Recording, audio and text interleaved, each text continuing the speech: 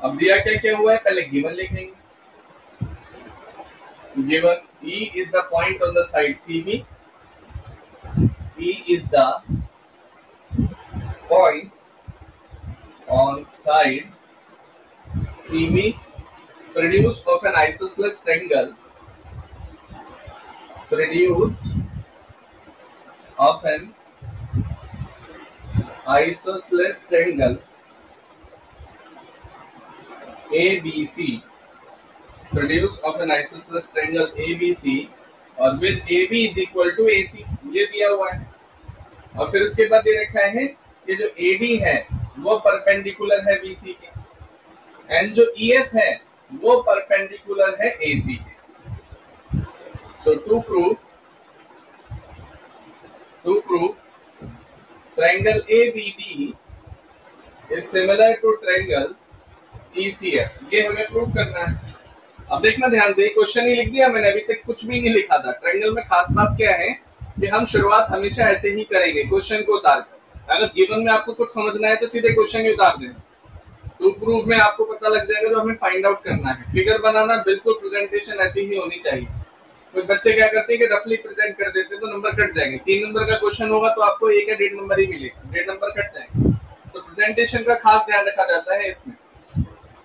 शुरुआत करते हैं प्रूफ से। जैसा कि हम जानते हैं प्रूफ कहां से शुरुआत करते हैं, जो हमें दे रखा है। हमें दे रखा है कि एबीसी आइसोसेलेस ट्रायंगल है, एबीसी आइसोसेलेस ट्रायंगल है, एबीसी आइसोसेलेस ट्रायंगल है।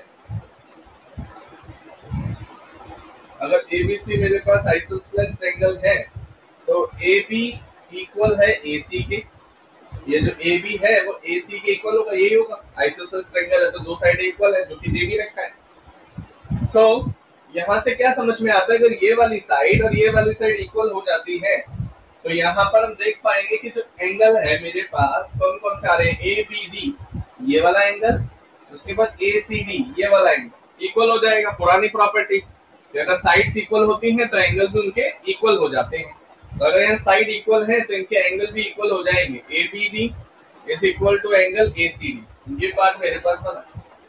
और एंगल अगर दोनों इक्वल होते हैं देन उसके बाद हम एक पार्ट और कर सकते हैं। ये जो हमने एक्सटीरियर एंगल का एक ट्रायंगल लिया है, यहाँ से कंस्ट्रक्ट किया है पार्ट, तो ये दोनों एंगल इक्वल है तो इसको AB लिख सकते थे ना, ECF। ABD ये पार्ट ECF है क्योंकि ACD जो है वो ECF के बराबर होगा। बात तो एक ही है ना, ECF ले लो या फिर ACD ले लो। तो मैंने ECF ले लिया, उसका कारण है एक्चुअली, उसका कारण क्या है क्योंकि टारगेट क्या है मेरा, ABD और ECF। तो यहाँ ABD आ गया तो ECF लाना जरूरी था, तो इन दो पार्टों को लेना था। तो ACD का कोई रोल नहीं है, इसलिए मैंने क्या काम किया, मैंने एक स्मार्ट वर्क दिखाते हुए ACD को ECF लिख दिया। जैसे ये दोनों पोर्शन मेरे पास बने, अब मैं यहाँ पर कंपेयर करूंगा इन ट्रायंगल्स को। सो इन ट्रायंगल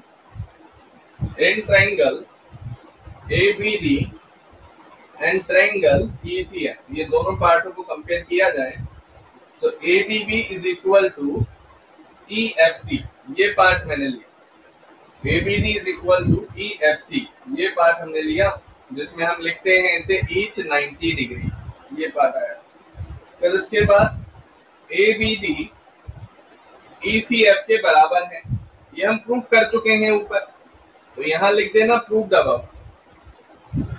एक तो 90 डिग्री प्रूफ कर लिया, इसका 90 यहाँ, इसका 90 यहाँ, एक एंगल, और दूसरा एंगल हमने यहाँ पर प्रूफ कर रखा है। तीसरा part, triangle ABD is similar to triangle ECF। तो एंगल क्राइटेरियन से या एंगल सिमिलैरिटी क्राइटेरियन से ये पार्ट प्रूफ हो जाता है आंसर में। ये मैं निकाल रहा था, खत्म। तो देखो लॉजिक क्या था इसमें कि सबसे पहले तो मैंने ये दोनों एंगल प्रूफ कर दिए, फिर इस एंगल को मैं ECF भी लिख सकता था क्योंकि मुझे अल्टीमेटली किन दो ट्रायंगल्स को टारगेट करना था, एक तो ये ECF वाले ट्रायंगल को टारगेट करना था, ये जो पार्ट आ रहा है,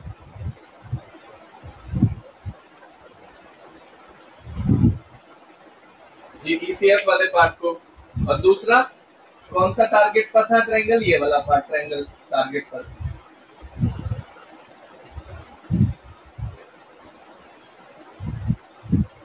इन पार्टों को लिया हमने और कंपेयर किया, सिमिलैरिटी प्रूफ हो। इन पार्टों को लिया हमने और कंपेयर किया, सिमिलैरिटी प्रूफ हो। सो गिव मी कंफर्मेशन, यहाँ तक